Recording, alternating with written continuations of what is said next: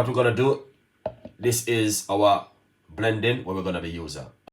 We're gonna put half of a carrot. Make sure you cut up a carrot very. So we're gonna put half of a beetroot. Make sure you cut up your beetroot. All right. Put 1 teaspoon of fresh cut up turmeric inside of it. 1 medium-sized green apple. Half an organic cucumber straight into the blender like that. Beautiful. 1 teaspoon of fresh ginger into it like this. We got half of a lemon which we're gonna squeeze inside of it. All right. Squeeze half of a lemon inside of it. These are some peppercorn, or you can use black pepper or cayenne pepper into it like that. I'm gonna use roughly about a teaspoon of apple cider vinegar inside of it.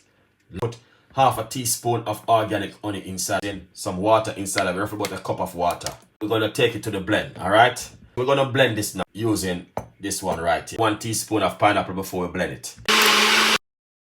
Look at this, beautiful and nice.